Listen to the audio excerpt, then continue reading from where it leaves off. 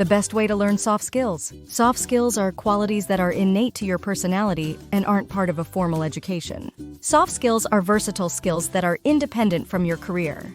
Whatever your job is, soft skills are always important to learn. Emotional intelligence is the foundation of most soft skills and primarily includes self-awareness, self-control, social awareness, and relationship.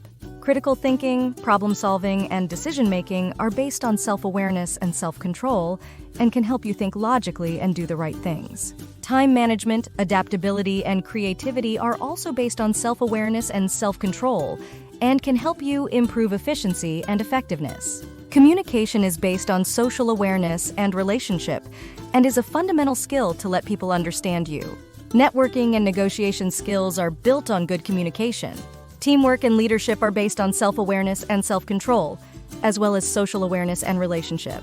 It's all about building a good team. All soft skills can be improved by practice. The more you practice, the better you can improve your soft skills. You just need to have a growth mindset. Now let's start with emotional intelligence. Understanding and developing your emotional intelligence is essential if you want to successfully progress in your career. Not only will you reap the rewards personally by enhancing your performance, but you'll also foster strong relationships with others, helping you to collectively achieve more. When we talk about emotional intelligence, we're really focusing on two areas: understanding and expressing our emotions and being empathetic when communicating with others. Emotional intelligence is part of our psychological makeup, along with our personalities and IQ, which is a measure of general intelligence. These three elements make us who we are, and they determine how we interact with others. Generally speaking, personality and IQ are fairly fixed. They don't move a great deal throughout your adult life. However, this is not the case with emotional intelligence. You can enhance and grow your emotional intelligence,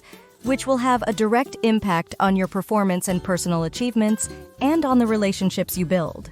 It's just a case of learning and practicing the skills.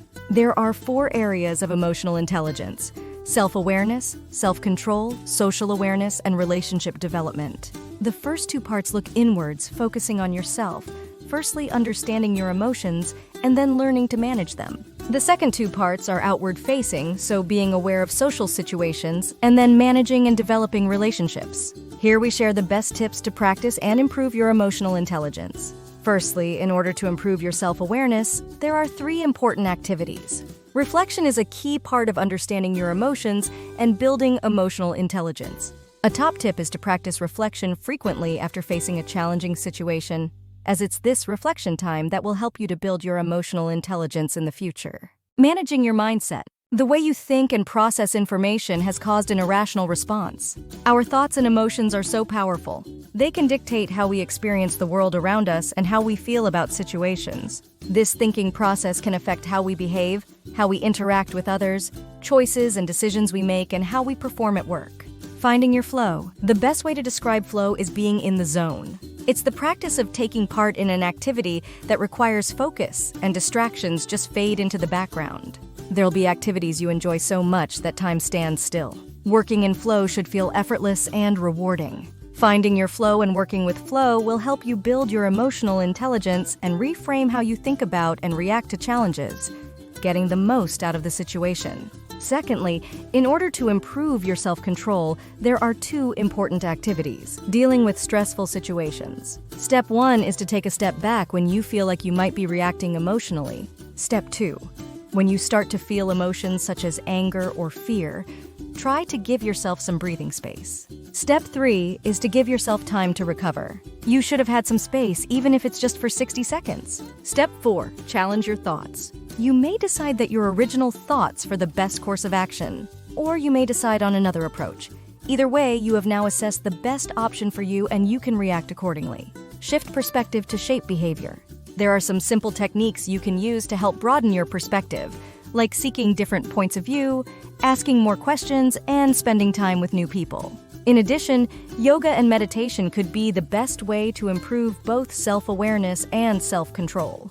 Thirdly, in order to improve your social awareness, which is used subconsciously, there are 2 important steps. Step 1 is thinking about your own self-awareness with an internal focus, which means looking inward and considering what's going on within your head. Once you've started to master developing that area, step 2 is to develop your social awareness. The first place to start is with your senses, and in particular, using your senses to learn more about the world and people around you.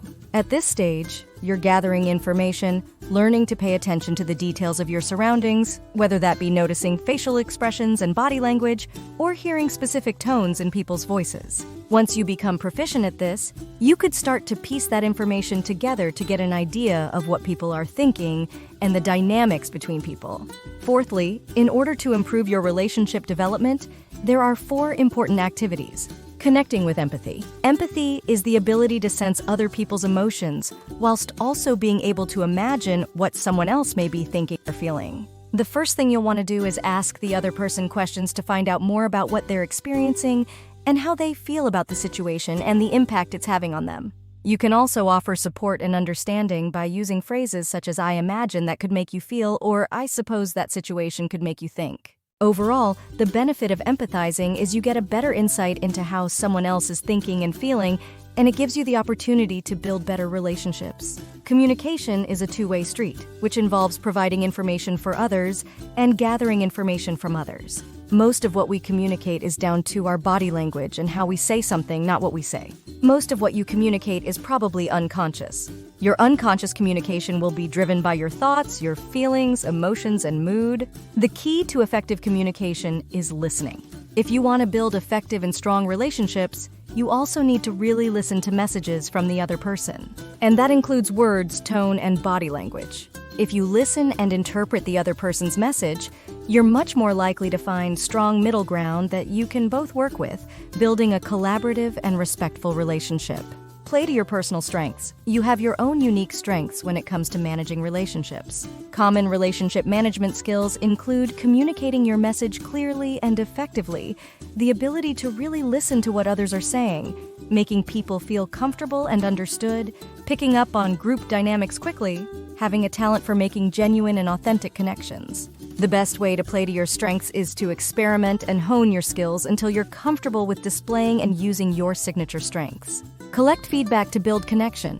The only way to truly understand how others perceive you is to get their insights. Gathering feedback on yourself is one of the most useful techniques to help you grow.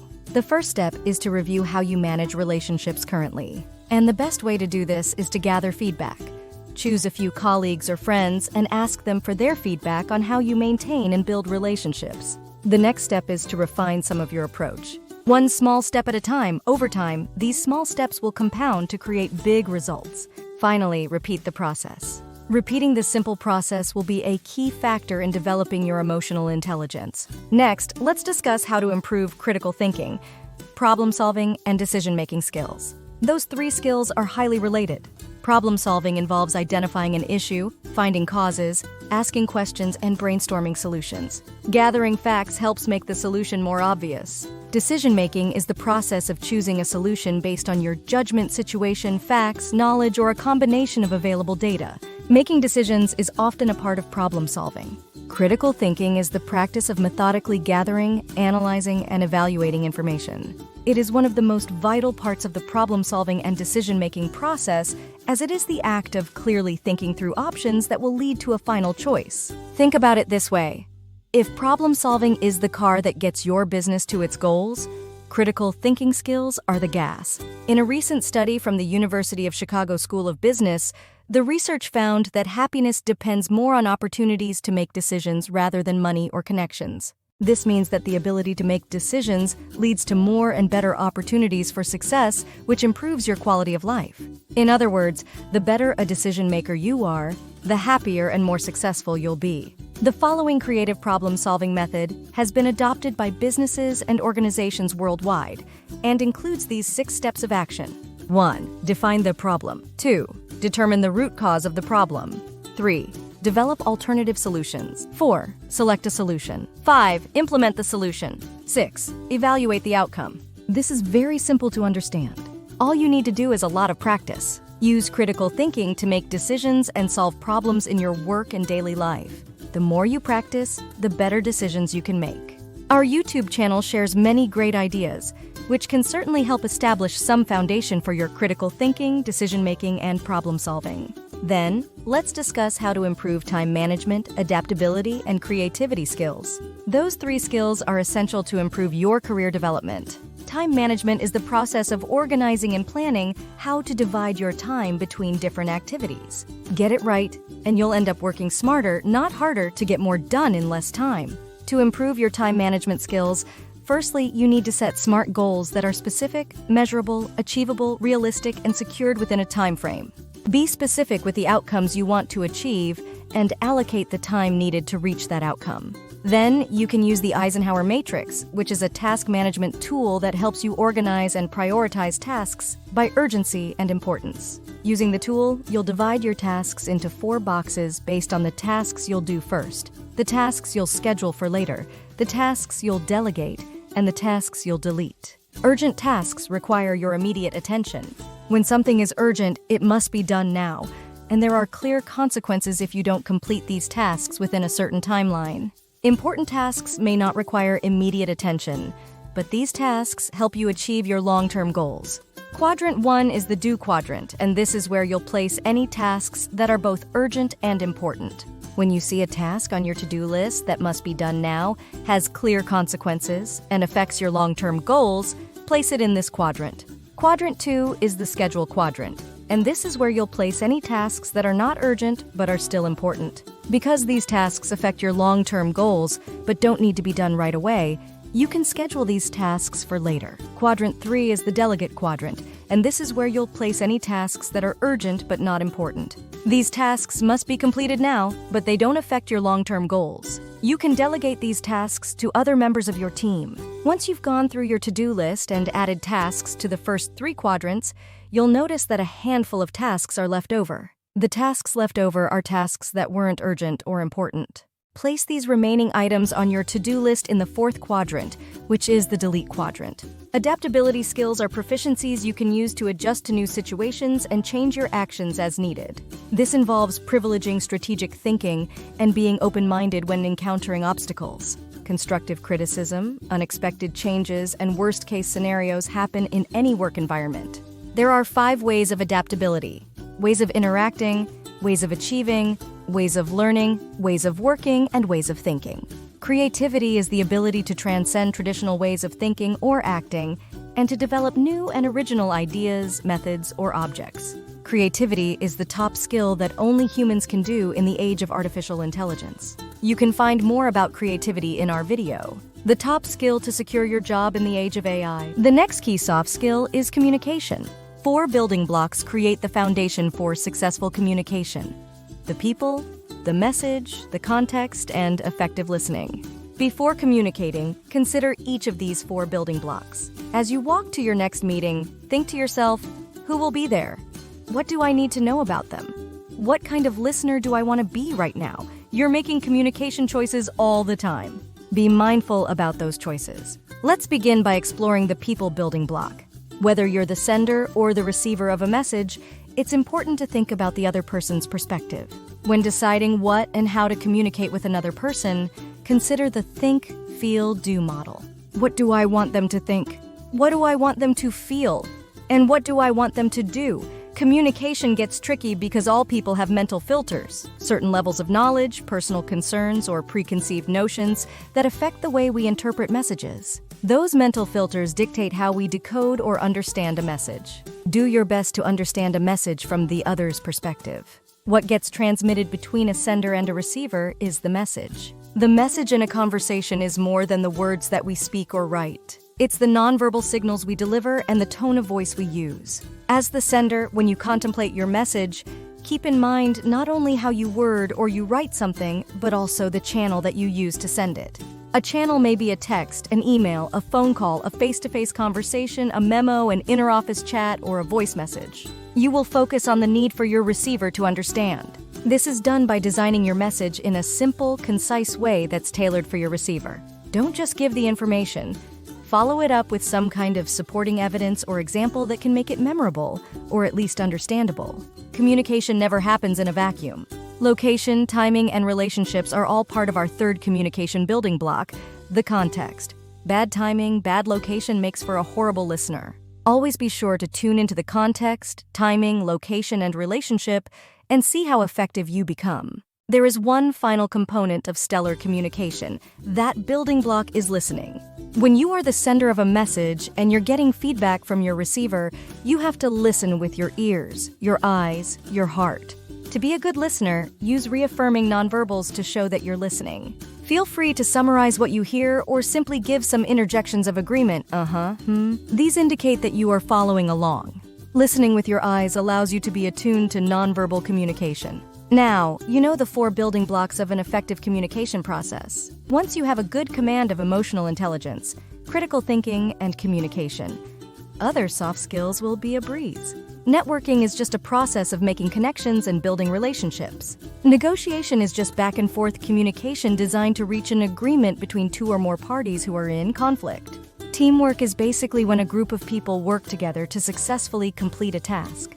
The biggest reason why we need teams is that nobody's perfect. You can't do everything yourself because there's bound to be something that you're bad at. Leadership is basically influencing other people to follow. A good leader creates a vision for the future, works well with a team, and enables their team's success. The 7 core skills of a great leader include goal setting, delegation, decision-making, communication, time management, problem-solving, and relationship building. Lots of things need to be done within a successful team, and they fall into 4 main areas.